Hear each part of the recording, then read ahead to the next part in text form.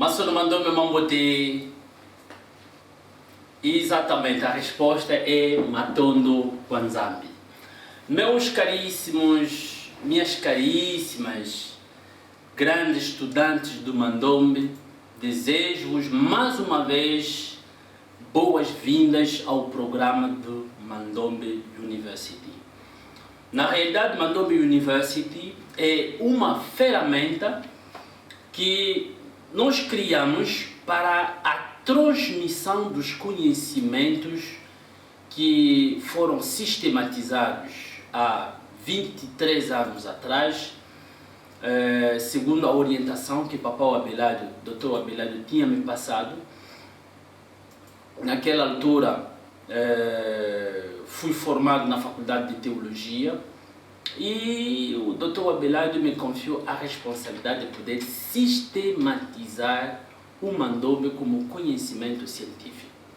E essa investigação terminou no ano 2019 e, infelizmente, na mesma altura, naquela altura, 2019, o Dr. Abelardo já não estava em vida, porque Papau Abelardo nos deixou no dia 4 de abril de 2013.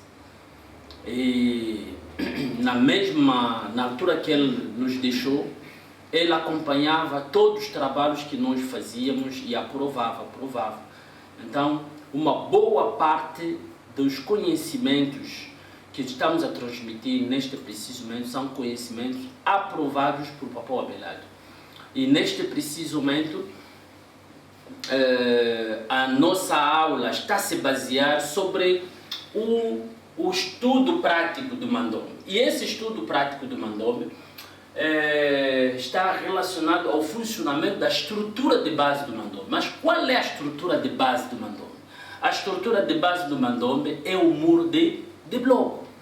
Porque é através do muro de bloco que Papau Abelardo descobriu a maravilha do segredo da ciência e da tecnologia que deu origem ao Mandombe. Então, no nosso estudo, nas aulas passadas, nós já fizemos o estudo do funcionamento, o estudo do muro de bloco na perspectiva egiptológica. E depois passamos no estudo do muro de bloco na perspectiva geométrica. E hoje vamos estudar o muro de bloco na perspectiva de Mandombe. Como é do nosso conhecimento, as duas perspectivas,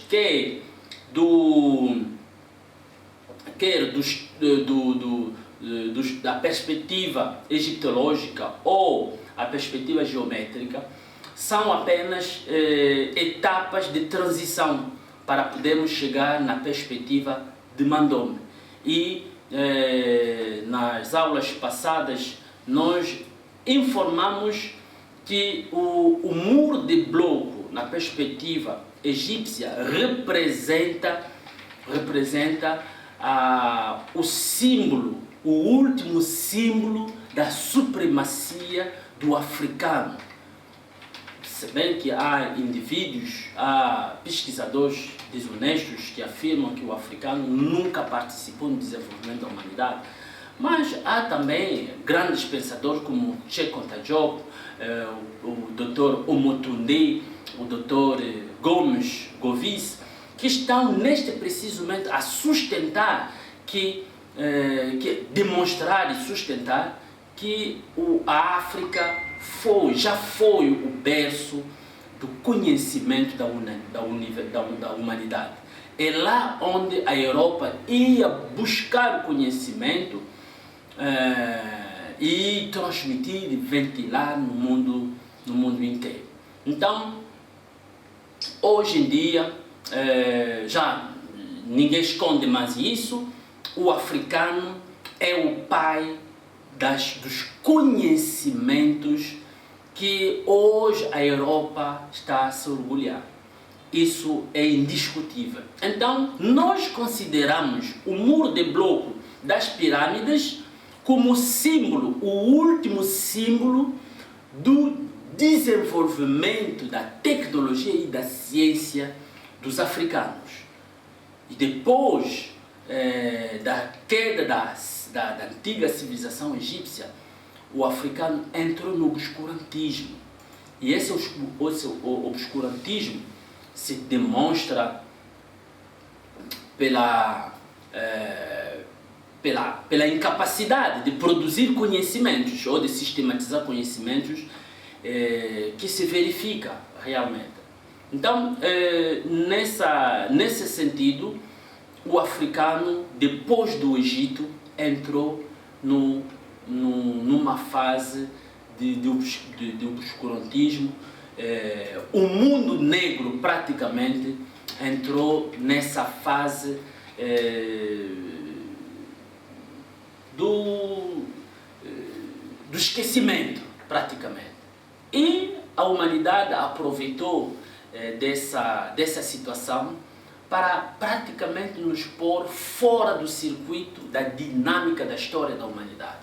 Por isso, o Hegel confirma que o continente africano é um continente povoado pelos indivíduos que não foram visitados pela história.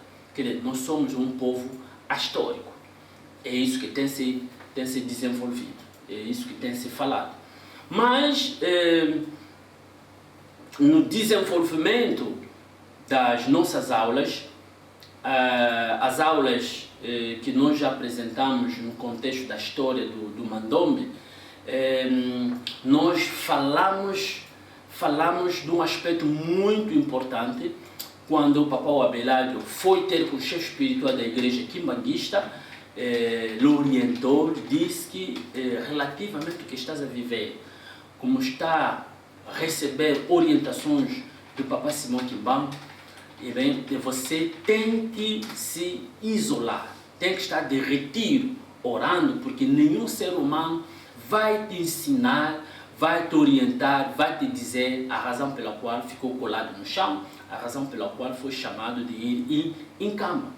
Então tinha que estudar, tinha que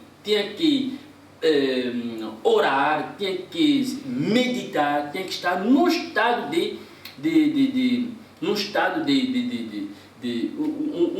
tinha que criar dispositivos espirituais para estabelecer uma comunicação metafísica com o Papa Simão Quimbambo.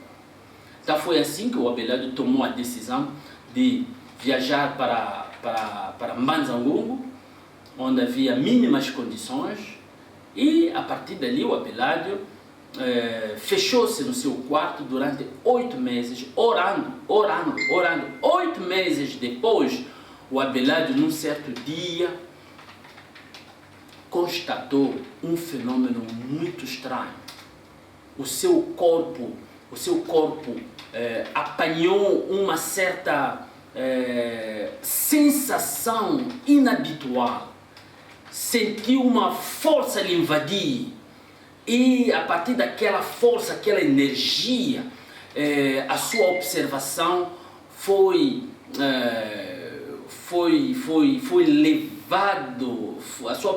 levada a um grau muito elevado, que podemos considerar de 180 graus ou 100 e 200 graus, mas a observação dele ficou empolgada no ponto de poder descobrir algo que todo mundo não conseguia enxergar, não conseguia ver. Ele descobriu no muro de bloco não rebocado do seu quarto que as linhas horizontais e verticais formadas pela sobreposição dos blocos são uma combinação de 2 elementos geométricos que se assemelham aos algarismos 5 e 2. Isso foi a grande observação, a grande revelação que pode ser considerado como o teorema fundamental do Mandombe. Então, depois de ter descoberto isso, o Abelardo deu conta que estava perante uma realidade esquisita e tomou a decisão de sair e observar as outras casas para ver se realmente tinham a mesma realidade científica. para decretar a universalidade dessa descoberta, a universalidade desse teorema. Então o Abelardo sai, vai observar os outros muros de blocos vizinhos e deu conta que era uma realidade universal. Todos os muros de blocos retratam essa realidade. Só que ninguém tinha essa capacidade de descobrir esse fenômeno científico. Até os nossos antepassados egípcios não tiveram descoberto que os blocos que eles aplicavam na sobreposição da construção das pirâmides tinham um segredo, um grande segredo científico. Eles não sabiam. Até que eles foram colhidos do Egito Antigo, não sabiam também. Então, é nessa geração, nessa época, em que o africano tornou-se sujeito de dominação, sujeito de discriminação, que nos vai ser revelado essa grande tecnologia, esse grande conhecimento que vai praticamente ser o catalisador do desenvolvimento do conhecimento do Mandonga. Então, de dia eram 10 horas, depois de ter descoberto esse fenômeno, o Abelardo, à noite, quando dorme, sonha. E o seu sonho viu um inseto que desenhava com deixavam com um certo líquido no seu corpo o símbolo 52525252. Todo o seu corpo se transformou em 525252 e depois acordou no meio do sono, acordou, ficou muito admirado. Os 2 elementos que ele observou no muro de bloco se manifestar outra vez no seu sono. Ele ficou muito admirado e ficou cada vez mais gravado na mente dele que realmente havia algo que estava por detrás dos 2 elementos. Mas ele não sabia o que estava por detrás dos 2 elementos. Pronto, dorme outra vez.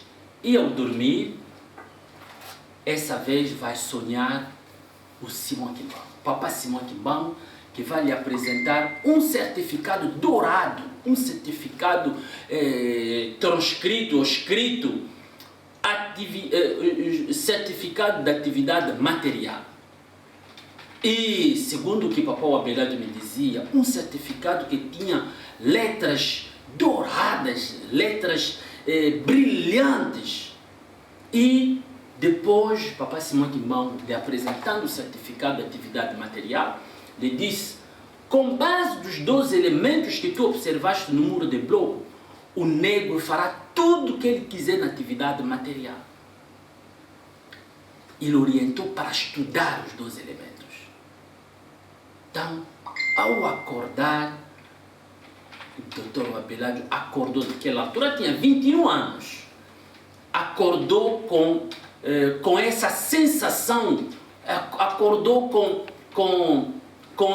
esse impulso de começar a ir ver o que estiver por detrás desses 2 elementos. E foi fantástico, foi muito fantástico dele ter descoberto o teorema do Mandonga.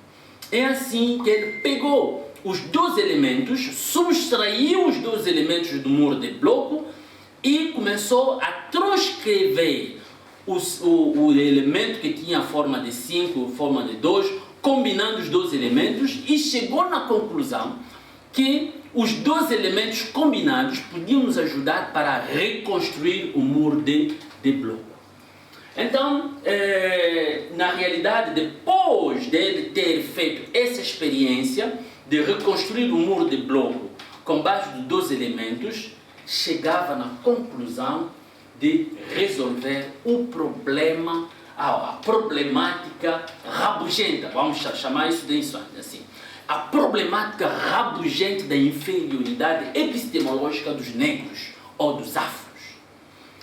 É isso que acabamos de dizer, que naquela altura houve um momento, há muitas teorias escritas que põem em causa a capacidade de produção de conhecimento dos africanos, a capacidade de produzir conhecimento, a capacidade de inventar, a capacidade...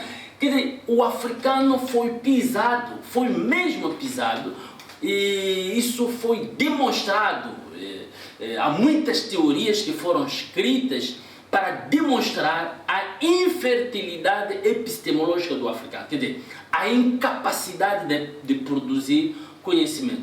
De um lado podemos reconhecer isso, porque depois da queda do Egito, o africano entrou no mundo do obscurantismo, já não tinha mais capacidade de desenvolver a sua tecnologia.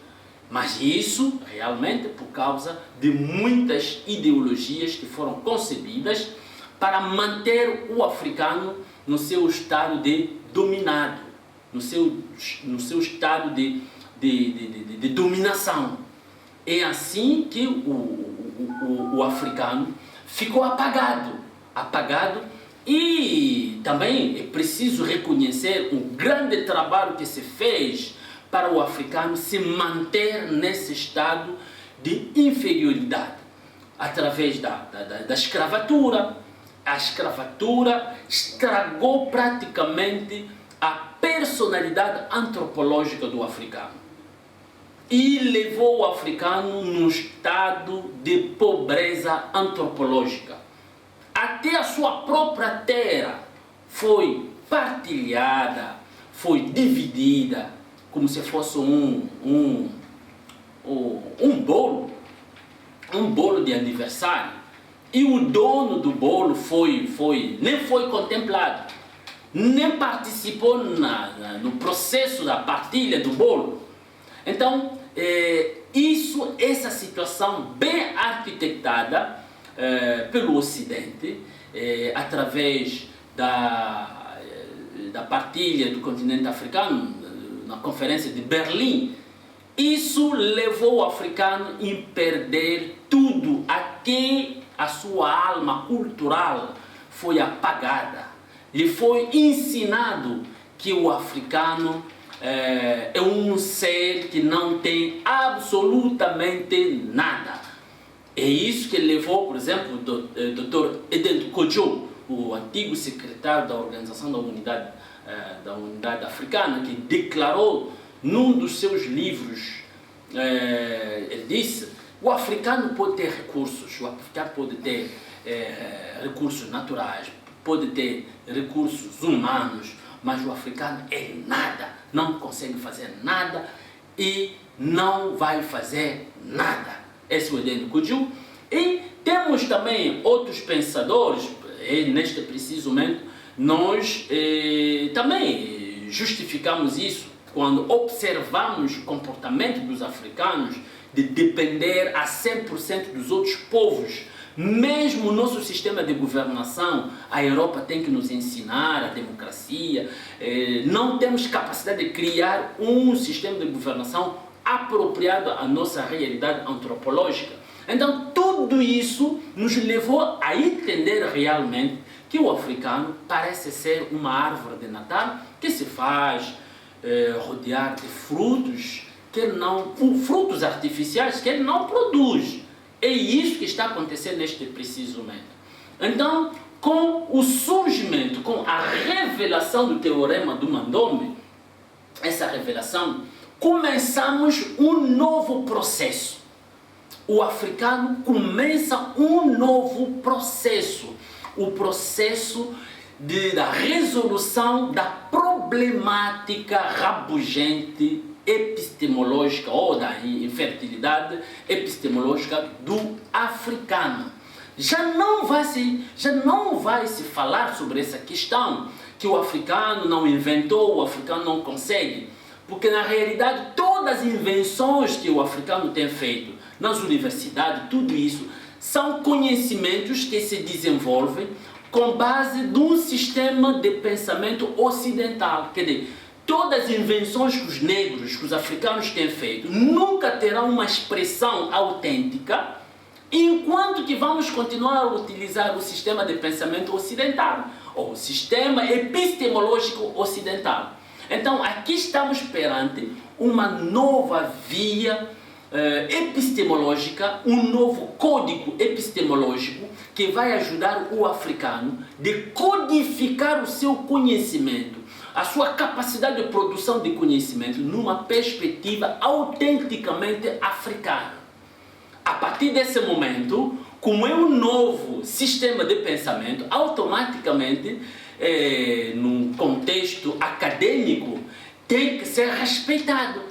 É isso que está acontecendo com a realidade do Mandombe. Então, isso quer dizer que o teorema do Mandombe nos trouxe uma nova realidade, uma nova abertura epistemológica que nos permite entrarmos no campo do renascimento africano moderno, no contexto da ciência e da tecnologia, porque esse projeto do renascimento africano moderno começou logo com o nascimento de Papa Simão Kimbangu, porque Papa Simão Kimbangu nasce 2 anos depois da partida de África.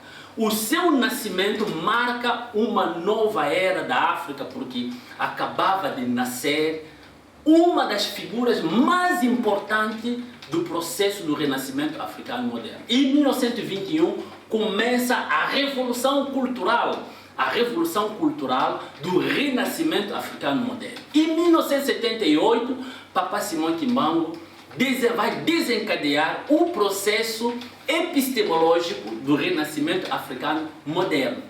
A lógica está nesse sentido. E nós estamos a dar sequência do mesmo processo. E o muro de bloco representa o resultado de um esquema, de um novo esquema epistemológico que os africanos devem seguir para poder afirmar-se no contexto do renascimento africano moderno. Então, isso quer dizer que o muro de bloco que vamos construir é um muro de bloco do renascimento africano moderno.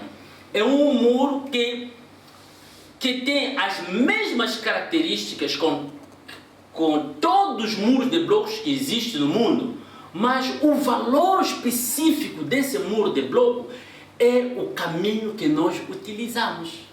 O caminho que vamos utilizar é um caminho diferente do caminho que os outros muros de blocos têm se concebido. Conforme vimos, nós partimos do muro de bloco na perspectiva egípcia, partimos do muro de bloco, estudamos o muro de bloco na perspectiva geométrica, a geometria descritiva, e agora vamos apresentar um muro de bloco com uma nova perspectiva que vai se basear nos 2 elementos geométricos que se assemelham aos algarismos 5 e 2. Agora, vamos nesse estudo, é com base de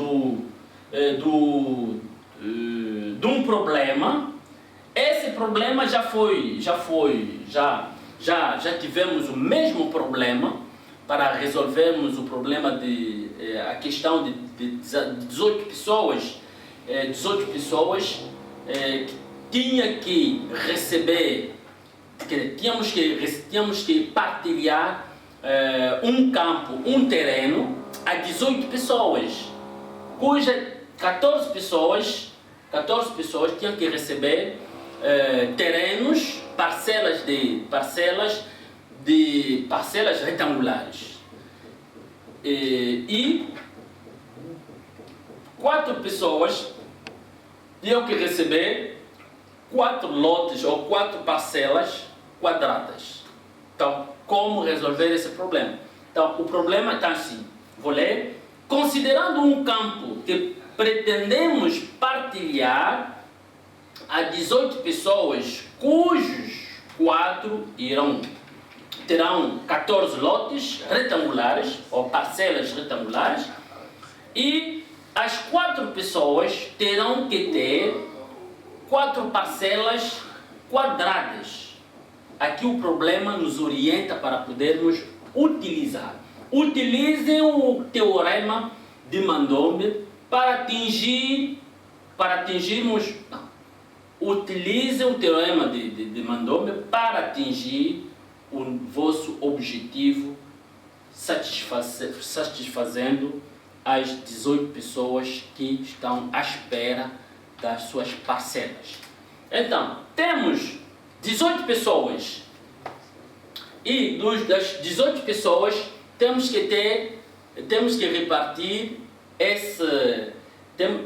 temos que repartir o terreno em 18 lotes, 14 lotes retangulares e 4 lotes ou parcelas quadradas. Então, nesse sentido, antes de chegarmos nesse ponto, vamos ainda fazer uma ilustração do muro de bloco ou da revelação, a revelação do grande segredo científico no muro de bloco. Nesse contexto, vamos ver que as linhas horizontais formadas, ou as linhas horizontais e verticais,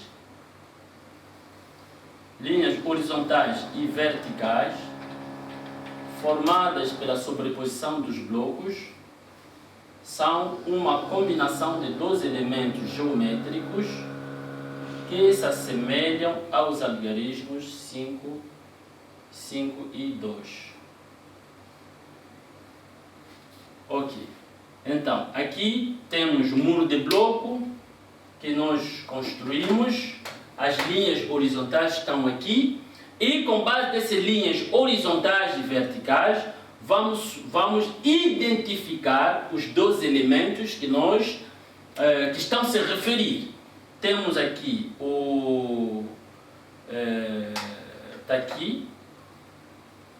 está aqui o primeiro elemento geométrico que se assemelha ao algarismo 5, esse, e depois temos esse, que se assemelha ao algarismo 2. Ok. Então, o Dr. Abelardo, naquela altura, subtraiu, aliás, o 5 e o 2. Aqui também, o mesmo procedimento, temos o 5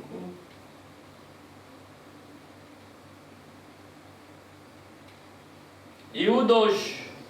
Mas na realidade, esses 2 elementos não têm o mesmo valor do algarismo 5 e 2. Essa figura geométrica tem uma outra conotação em relação ao 5. Essa figura também tem uma outra conotação em relação ao 2.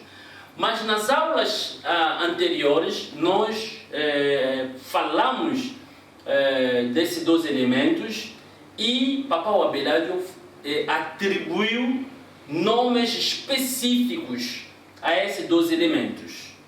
Então, eu acho que a penúltima aula onde estudamos os conceitos como Pacundungu e Pelequiti.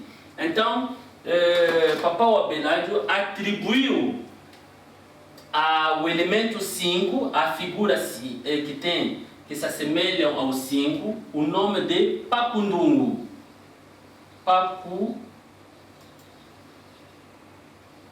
Pacundungu, exatamente. Esse é Pacundungu e esse é o Pelequiti. Pacundungu e Pelequiti. Então, quando nós falamos em Mandombe, Pacundungu é esse símbolo. O Pelequiti é esse símbolo que se assemelha ao algarismo 2. O Pacundungu é o elemento que se assemelha ao algarismo 5. Também já demos a origem desses dois nomes. Papão Abelardo, na sua investigação, se inspirou de um hino que faz menção do Papundungu e Pelequete, que são dois sons de batuque africano, que o reino do Congo utilizava para transmitir a informação, qualquer tipo de informação, do Mbanza Congo até as outras aldeias. Isso se fazia da aldeia em aldeia.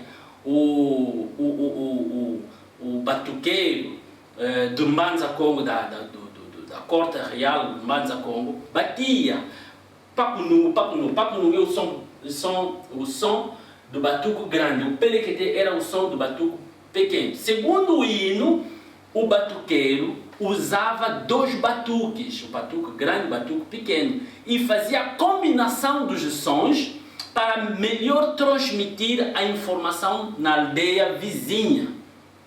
E a aldeia vizinha também havia lá um batuqueiro que conseguia fazer a descodificação da mensagem.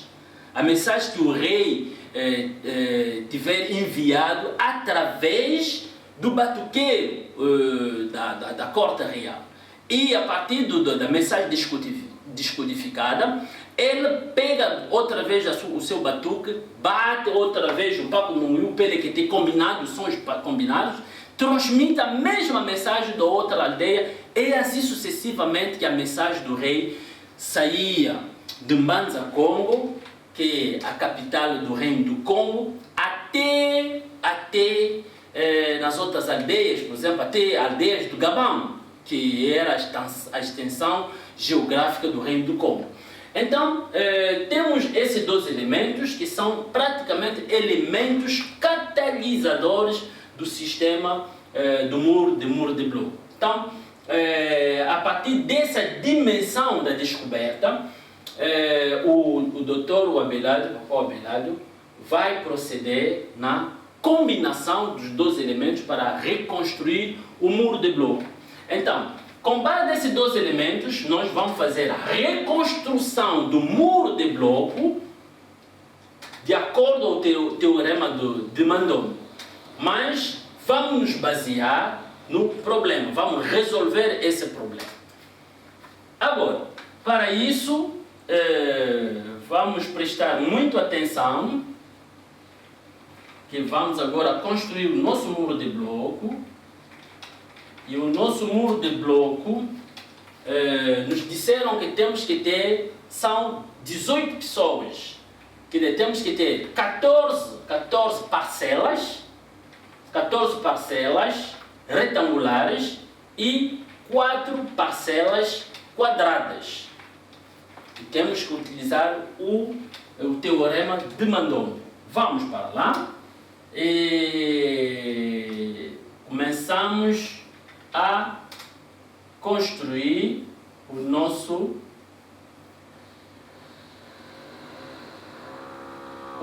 Papundungu. Esse é o nosso Papundungu. Agora, com esse Papundungu, uma coisa que é muito interessante, muito importante, é que o Papundungu tem o Singini. Já aprendemos o Singini nos conceitos. O Singini é o ponto de partida de qualquer figura geométrica do Mandombe.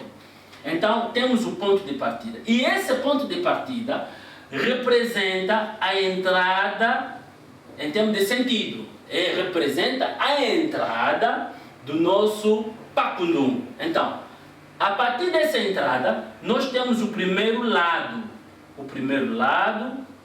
Depois temos que subir aí. O que estamos a fazer, estamos a aplicar a lógica de Lubamba.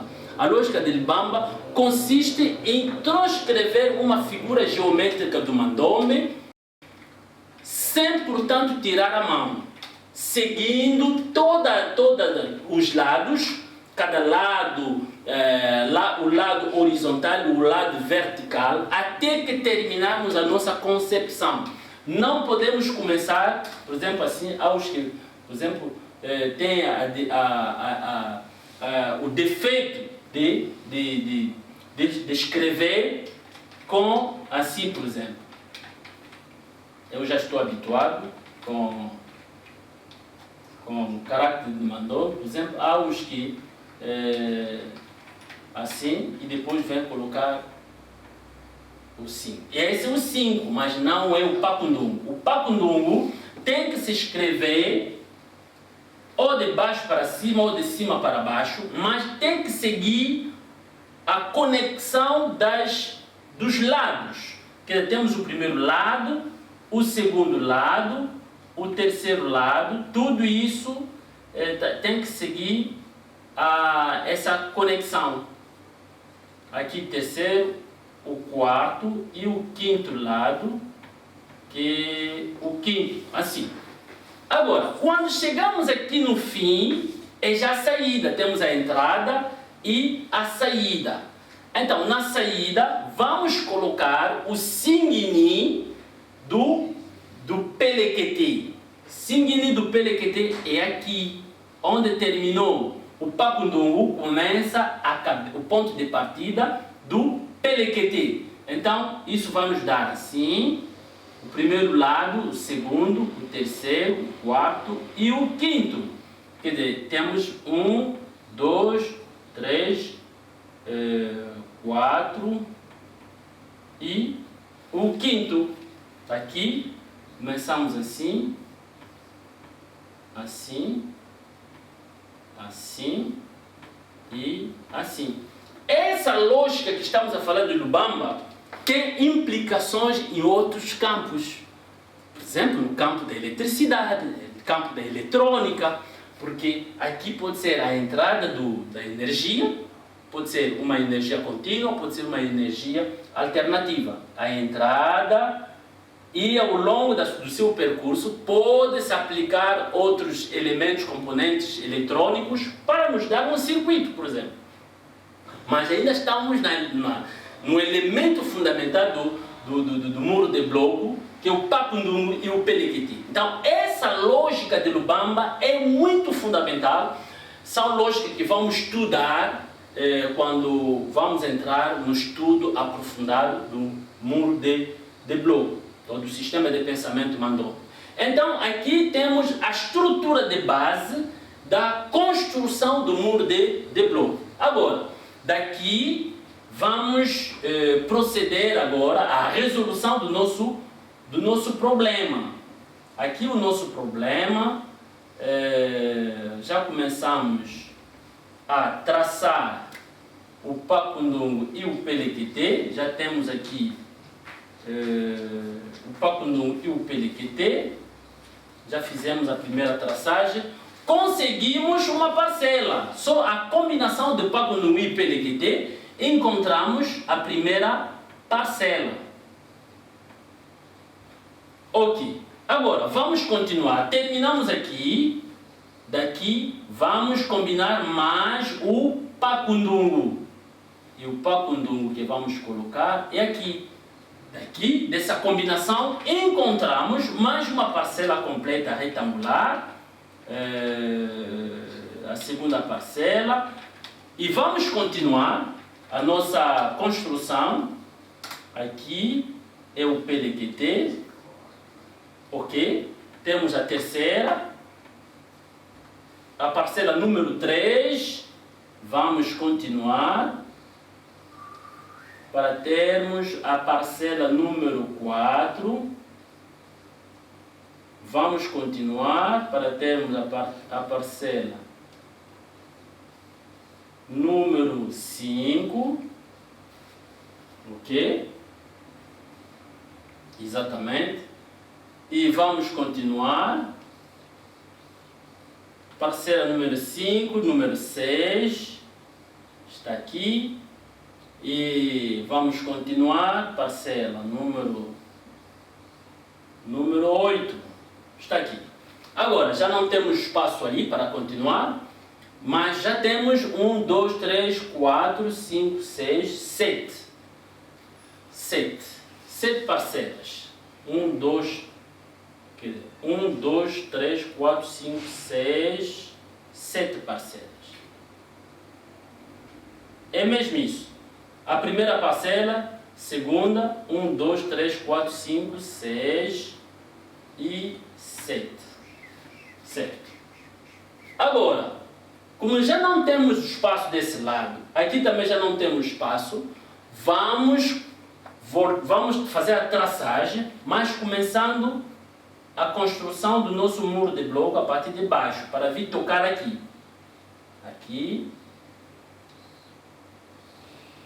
Mas há uma outra via que podemos utilizar, é sobrepormos aqui, mas aqui como está ocupado, então vamos começar de baixo para cima. Assim começamos. Ok. Então, aqui temos 7, temos 8, vamos continuar. Aqui obtemos 9, vamos continuar, vamos ver aonde vai nos levar. Temos 10, vamos continuar. O nosso Pacundum está aqui. Temos 11, vamos continuar. De 11, temos 12. De 12, temos 13. E de 13, vamos fechar aqui com o nosso umvoala para obtermos o 14. Quer dizer, já temos as 14 parcelas das 18 pessoas. Quer dizer, 14 parcelas retangulares para as 14 pessoas que precisariam de 14 parcelas retangulares. Agora, como já temos as 14 parcelas, vamos verificar se as 4 parcelas também já temos.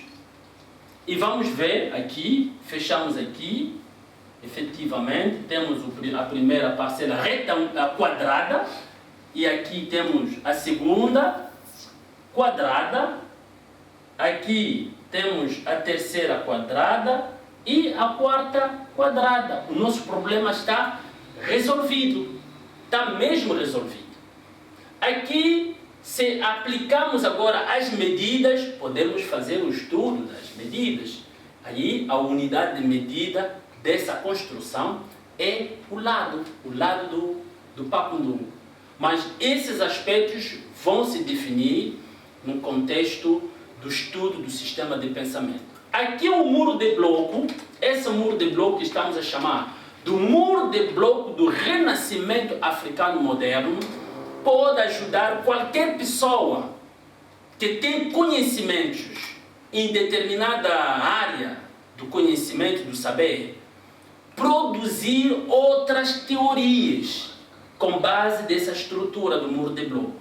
Mas a condição é respeitar os princípios da construção desse muro de bloco. Aqui cada um pode viajar no campo do saber, da ciência e da tecnologia e produzir regras, rebatizar novas regras que vão nos ajudar para podermos resolver o problema da infertilidade, a problemática rabugente, estou a chamar rabugente mesmo, a problemática rabugente da infertilidade epistemológica dos negros e dos africanos.